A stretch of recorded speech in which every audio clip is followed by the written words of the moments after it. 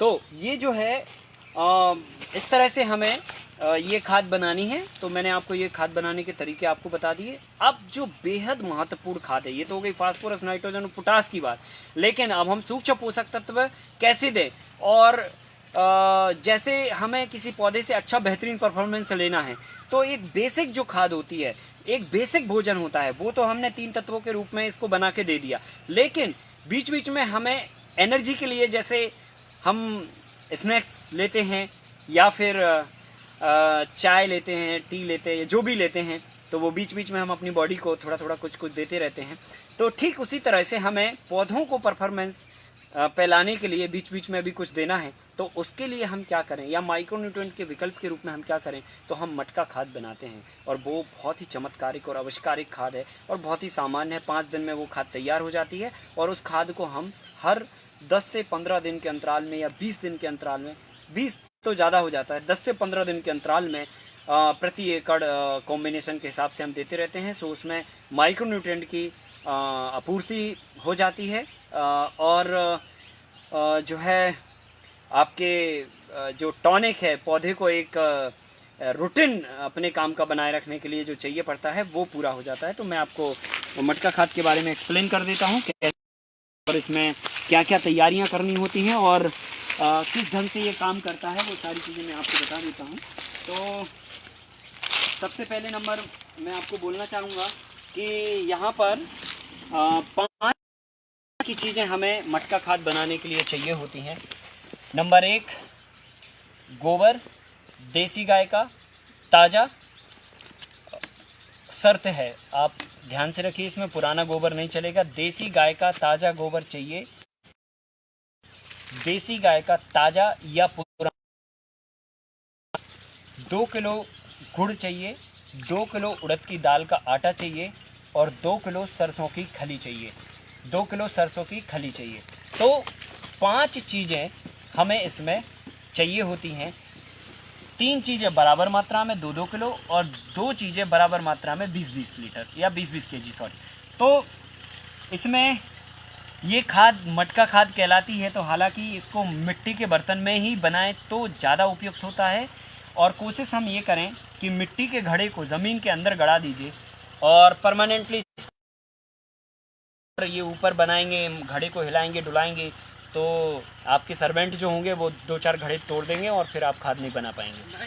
तो सबसे इम्पोर्टेंट होता है कि आप इस मिट्टी के घड़े को ज़मीन के अंदर गड़ा दीजिए, और गड़ाने के बाद इसमें 5 तरह की जो चीज़ें हैं उन सबको आपको मिलाना है, और मिलाने के बाद जो है ना, इसको 5 दिन तक आपको रखना है। तो हमें क्या करना है कि मूत्र डाल देंगे और फिर गोबर डालेंगे, फिर आपकी सारी चीज़ों को एक साथ मिला के और मैश करके इसको रखना है। पर इस खाद का महत्व क्या है वो मैं आपको बता देता हूँ, और इसकी सावधानियाँ। तो पहली बात तो ये है कि आप घड़े में बनाएं। अगर घड़ा आपके पास उपलब्ध ना हो तो आप प्लास्टिक के ड्रम में भी या बर्तन में भी बना सकते हैं, और कोशिश करें कि बर्तन को मिट्टी के अंदर गड़ा दें तो बहुत बेहतर है। उससे क्या होगा, जीवाश्म की जो प्रोसेस है वो बहुत फास्ट होती है। और अगर मिट्टी के अंदर ना भी गड़ा पाएँ तो इसे ध्यान रखें, हमेशा छाया में तो रखना ही रखना है आपको, ठीक है। तो ये प्लास्टिक के बर्तन में भी बना सकते हैं, मिट्टी के बर्तन में बनाएंगे तो ज़्यादा अच्छा है, या स्टील के बर्तन में भी आप बना सकते हैं, पर लोहे के बर्तन का आपको इस्तेमाल इसमें नहीं करना है, ये बात मुख्य रूप से ध्यान रखिएगा। और इसको मिलाने के बाद, इसको भरने के बाद कपड़े से इसका मुंह बांधना है, और एयर टाइट पैक नहीं करना है, ठीक है। और मुंह बांध के छायादार जगह में रख दीजिए, ताकि ऑक्सीजन इसमें प्रॉपर मात्रा में थोड़ी थोड़ी जाती रहे, और बैक्टीरिया को जो ऑक्सीजन चाहिए वो प्रॉपर मिलती रहे। अब हम इसको मिलाएंगे और आपको बताएंगे ढंग से इसमें क्या क्या चीज़ें आपको मिलानी है। 10 लीटर के आसपास हमने ये गौमूत्र,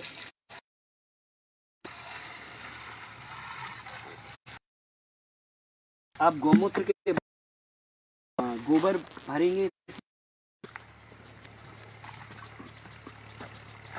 ये हमने इसमें गोबर भर दिया।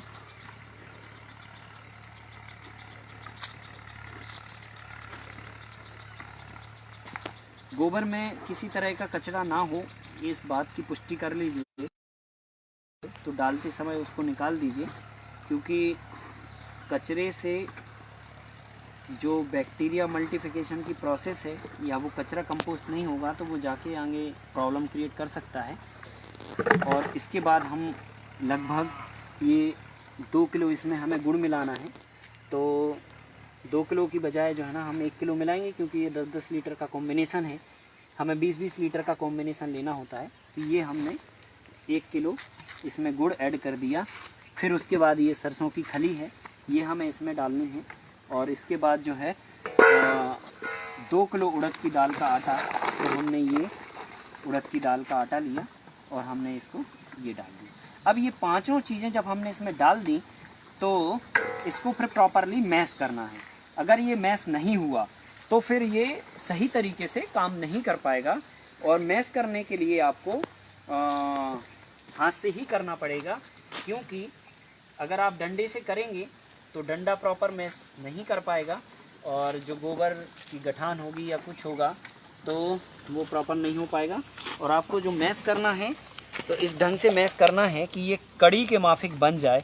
हम लोगों ने कड़ी खाई होगी, साउथ इंडिया में कड़ी बहुत ज़्यादा आप लोग पसंद करते हैं, तो जो साउथ वाले लोग हैं वो ज़्यादा अच्छे से समझ सकते हैं। और नहीं तो सांभर आप समझते होंगे, जितना लिक्विड आपका सांभर होता है, या फिर आप जो नारियल की चटनी इस्तेमाल करते हैं इडली वगैरह में या डोसा वगैरह में जो भी है, तो उतने के बराबर आपको पतला इसको करना है। तो अगर मान के चलो ये उतना पतला ना हो पाए, ये मैं इसलिए कह रहा हूँ ताकि आपको समझ आ पाए कि उतना पतला करना है। क्योंकि कई बार क्या होता है, जैसे गोबर बहुत ज़्यादा टाइट है ना, गाय अगर बाहर घूम रही है तो वो टाइट गोबर करती है। तो टाइट गोबर में क्या है कि 20 लीटर ये जो सब गौमूत्र आप डालेंगे तो वो प्रॉपरली उतना लिक्विड नहीं हो पाएगा, वो टाइट रहेगा। तो फिर आप थोड़ा सा पानी डाल के उसको आपकी जो है नारियल की चटनी के माफिक उसे कर सकते हैं। ठीक है, ये लिक्विड हमें बनाना है। मतलब जब आप इसको हाथ में लें और उल्टा हाथ करें तो ये पूरा नीचे गिर जाना चाहिए। ठीक है, इतना लिक्विड करना है। तो ये हमारा इतना लिक्विड हो गया। अब हम इसको कपड़े से मुंह बांध के इसको रख देंगे और 5 दिन तक इसको हम रखा रहने देंगे। 5 दिन तक इसको हाथ नहीं लगाना है। 5वें दिन इसका कपड़े का मुंह खोलेंगे और अगर हम देखेंगे कि क्या नाम से, अगर इसमें क्योंकि फर्मेंटेशन होगा, बैक्टीरिया मल्टीप्लाई होंगे, तो ये और भी ज़्यादा गाढ़ा होगा। और अगर ये ज़्यादा गाढ़ा हुआ तो आप थोड़ा सा पानी मिला लीजिए, 2-5-10 लीटर, और फिर एक डंडा लीजिए और डंडे से इसको क्लॉकवाइज और एंटी क्लॉकवाइज घुमा दीजिए। ठीक है, तो इसमें क्या होगा, ऑक्सीजन का लेवल अच्छा हो जाएगा और बैक्टीरिया ज़्यादा अच्छी मात्रा में काम करेगा और ज़्यादा ताकतवर तरीके से काम करेगा। तो इसको मैश कर लीजिए, उसको घुमा लीजिए 10 मिनट तक क्लॉकवाइज और एंटी क्लॉकवाइज, और फिर अपनी आवश्यकता अनुसार इसमें पानी डाल के आप खेत में इस्तेमाल कर सकते हैं। इसे हमेशा ध्यान रखना, जड़ों में देना है, ड्रिप के माध्यम से, स्प्रिंकलर के माध्यम से या फॉगर के माध्यम से इसे आप इस्तेमाल नहीं करोगे, और ना ही स्प्रे के माध्यम से इसे आप इस्तेमाल करोगे। आपको इसे लिक्विड फॉर्म में पौधे की जड़ों तक देना है। तरीका आप अपने हिसाब से तय कर सकते हैं। एक आइडिया के रूप में मैं आपको बता सकता हूं कि आप पंप से, जो पंप होता है स्प्रे पंप, उसकी आगे की नोजल खोल लीजिए तो एकदम सीधी धार निकलेगी और वो धार सीधा पौधों तक आप सीधा ज़मीन में पहुंचा सकते हैं। दूसरा तरीका, एक आधा हार्स पावर का छोटा सा मोटर ले लीजिए आप और एक बड़ी टंकी में इसका लिक्विड करके 1000 लीटर के आसपास बना लीजिए और फिर उसमें वो मशीन रख के और वो रोल वाले पाइप से, जैसा कि ये रोल वाला पाइप आपको यहाँ दिख रहा है, ये 1 इंची का पाइप है, आप आधा इंची का पाइप ले लीजिए और रोल वाले पाइप से पूरे खेत में आप ये दे दीजिए। तो एक तो ये सबसे अच्छा तरीका होता है। ये इंडिविजुअली सेपरेट लगभग 4-4.5 हज़ार रुपये का सेटअप होगा, 3000 की मशीन आएगी और 1000-1500 रुपये का पाइप आएगा। तो 1 एकड़ में आप ये आराम से इस खाद को हमेशा देने के लिए तैयारी कर सकते हैं। और अगर आप पंप से देना चाहें तो पानी की मात्रा आप अपने हिसाब से मिलाएंगे। इसमें तो जो कॉम्बिनेशन हमने बता दिया वो ठीक है, पर इसमें 200, 400, 500, 1000 लीटर तक भी आप पानी मिला के खेत में दे सकते हैं। अगर आप स्प्रे के माध्यम से, स्प्रे पंप के माध्यम से अगर ये खेत में दे रहे हैं तो 200 लीटर ही दीजिए, क्योंकि आप 1000 लीटर बना लोगे तो 1 एकड़ में आपको करना है। अगर आपके पास बड़ी मशीन है छोटी मशीन है जो आधा हॉर्स पावर की मोटर है और रोल वाले पाइप से आप दे रहे हैं तो 1000 लीटर बना लीजिए, क्योंकि मशीन तो जल्दी जल्दी फेंकेगी मटेरियल को, तो लिक्विडिटी आप थोड़ा ज़्यादा कर लीजिए, ठीक है कि नहीं। तो ये हम अपने हाथ इसमें धो के और वापस जो है इसका मुंह बांध के इसको ढक देते हैं, ठीक है। ये कपड़ा है हमारा, सूती कपड़ा है और इसमें से एयर जाएगी पर एयर टाइट ये नहीं रहेगा। और इसको हम मुंह से इसका मुंह बांध देंगे प्रॉपर तरीके से और इसको फिर 5 दिन तक हमें बिल्कुल भी नहीं छेड़ना है। 5 दिन तक इसमें बैक्टीरिया अपनी तरह से अपने ढंग से मल्टीप्लाई होंगे, बढ़ेंगे और 5वें दिन के बाद इस कपड़े का मुंह खोलकर इसमें डंडा डाल के, और डंडे से आपको घुमाना है, हाथ से नहीं घुमाना है, अच्छा बड़ा सा डंडा ले लीजिए और इसको क्लॉकवाइज और एंटी क्लॉकवाइज 10 मिनट तक घोलिए, ज़्यादा पानी मिलाइए और फिर खेत में इस्तेमाल करिए। और इसे हर 15 दिन के अंतराल से 10 से 15 दिन के अंतराल से आप सब्जियों में, अनाज में या फूलों में, फलों में, जिन भी तरह के आपके पास बगीचे हों या खेती हो, उन सभी में आप इस्तेमाल करेंगे तो ये बेहतरीन उत्पादन देने की आपको क्षमता क्रिएट करेगा। आपके खेत में बैक्टीरिया मल्टीप्लाई होंगे और ये माइक्रोन्यूट्रिएंट का एक बहुत अच्छा रिसोर्सेस हो जाएगा और पौधे का एक बहुत अच्छा टॉनिक भी हो जाएगा। तो अगर हम जो खाद हमने पिछले आपको बताई, phospho compost, vermi compost, vermi फॉस, वो और मटका खाद, ये खादों का अगर सहारा लेके काम करते हैं और जीवाणु बनाने के लिए जो मैंने आपको खाद बताई कि बैक्टीरिया अपने खेत की मिट्टी लेके और बांस की पत्ती लेके, तो मुझे लगता है कि इतनी चीज़ें अगर आप कर लेंगे तो एक कंप्लीट डाइट पौधे को आप अवेलेबल करा पाएंगे। और जब कंप्लीट डाइट पौधे को मिलेगी तो उत्पादन भर। तो मैंने ये खाद की बात आपको बता दी और इसमें बहुत सारी और भी गहराई की बात है, पर अभी हमारे पास वक्त काफ़ी कम है और अगले अब हमें 2 टॉपिक पर और भी चर्चा करनी है। तो अब हम आपको सीधे पानी के विषय पर ले चलते हैं और ट्रेंच बनाने की जो विधि है या कैसे हम अपने खेत में पानी को रिचार्ज करें और संरक्षित करें, उसके विषय पर हम बातचीत कर लेते हैं। तो अब हमें सीधा खेत पे चलना होगा और खेत पे ही हम आपको एक्सप्लेन करके बताते हैं, समझाते हैं कि किस ढंग से हम पानी को रिचार्ज कर सकते हैं और अपने खेत में पानी की व्यवस्था मजबूत कर सकते हैं। तो आइए आप सभी को सीधा फील्ड पे ले चलते हैं।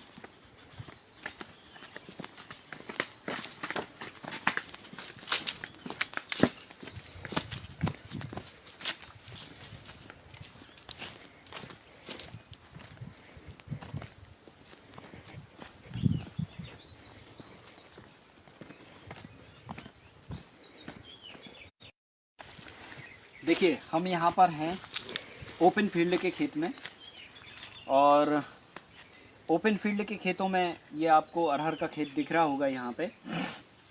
और हमने यहाँ पर ऑलरेडी ट्रेंच बना रखी है और आपको समझ नहीं आएगा, थोड़ा सा आप अगर ध्यान से देखेंगे तो ये एक तरह की नाली बनी हुई है और ये 2 फीट गहरी नाली हम बनाते हैं।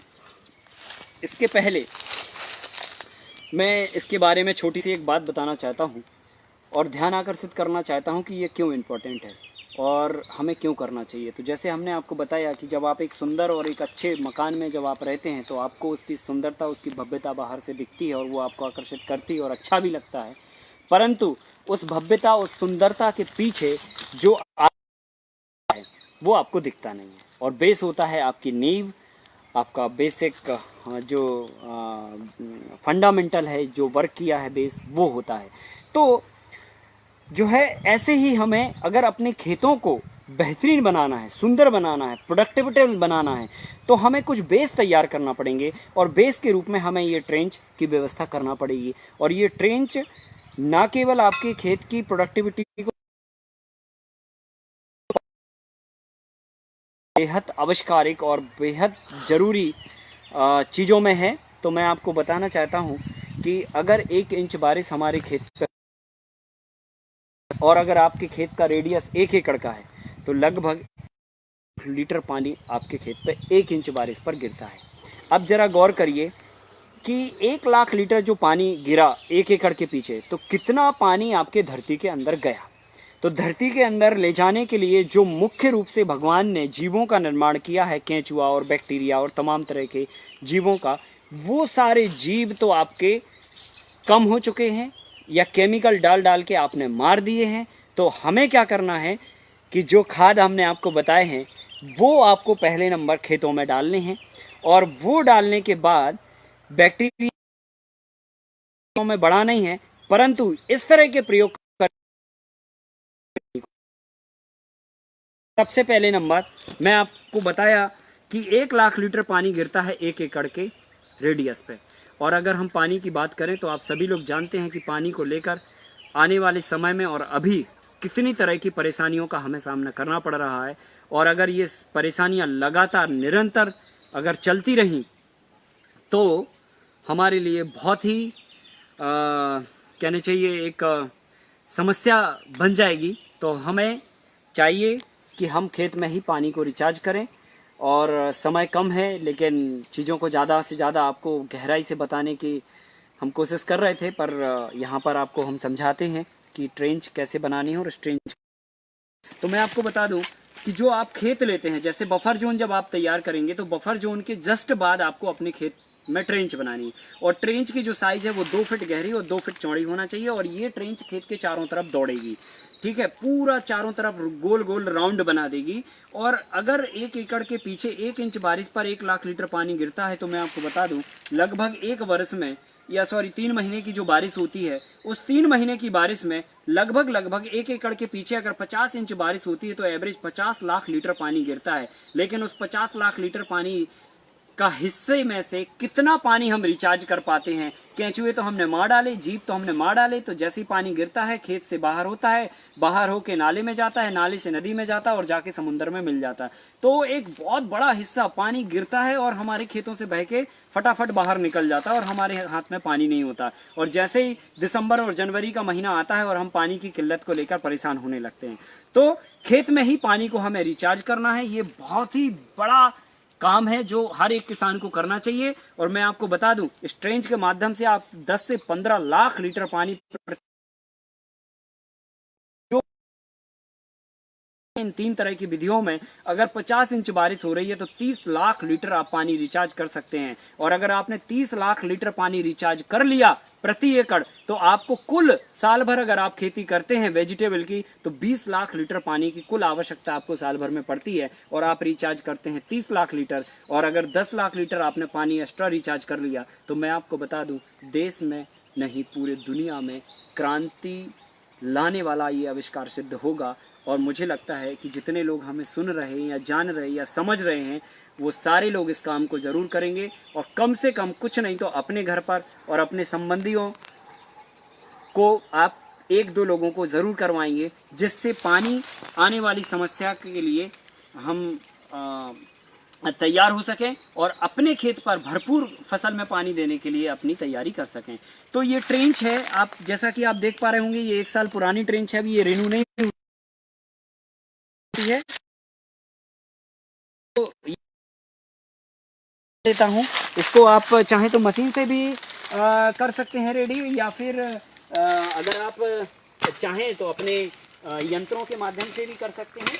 बहुत ही सिंपल, ये एक्चुअली हमारी ट्रेंच में मिट्टी नहीं है, ये पूरी तरह से खाद बन चुकी है, क्योंकि ये लास्ट ईयर की जो इसमें पत्तियाँ थी और पत्तियों को और पानी को और मिट्टी को तीनों चीज़ें जब एक साथ इसमें रहीं तो ये पूरी तरह से मैन्योर बन चुकी है। तो ये बहुत ही हल्की, यहाँ पर आप देख रहे होंगे बिल्कुल मगज की तरह ये मैन्योर हमारी निकल रही है, जिसमें ये लास्ट ईयर की कंपोस्ट की हुई पत्तियाँ हैं इसमें। और ये मिट्टी हम लेफ्ट में और राइट में कर देते हैं तो लगभग इसकी गहराई हमें 2 फीट रखनी होती है। और आप देखोगे तो ये खेत के हमारे बेड बने हुए हैं यहाँ पर, और बेड पर आप देखोगे तो लगभग 2 फीट चौड़े हमारे मेड़ा हैं, और उसके बाद ये हमारा निकलने का रास्ता है। और हम यहाँ पर क्या करते हैं पानी को रिचार्जिंग के लिए कलाकारी जो मैं आपको बताना चाहता हूँ प्रैक्टिकली कि ये जो बेड है, ये बेड हमारा स्टार्ट यहाँ से है और एंड वहाँ पर है दूसरे छोर पर, और दूसरे छोर पर भी हमारी ट्रेंच है। तो हम क्या करेंगे कि जो ये मिट्टी हमने खोदी है ये मिट्टी को हम लेफ्ट में और ढंग से ऐसे लगा देंगे पूरी तरह से। मतलब ये जो बेड है और जो रास्ता है आपका, ये ये आपका रिज बेड है जिस पे आपने अपनी फसल बोई हुई है। यहाँ पर अरहर आप लगी हुई देख रहे हैं और ये निकलने का रास्ता है। अब मैं आपको बता दूं, पानी पहले कहाँ गिरेगा? पानी तो सभी जगह गिरेगा, पर यहाँ पर बेड पर गिरेगा तो बेड की जो मिट्टी होगी और पानी होगी वो कहाँ जाएगा? नीचे जाएगा। और जब नीचे जाएगा तो जिस तरफ खेत का स्लोप होगा तो ये इस तरफ और इस तरफ आएगा तो कहाँ गिरेगा?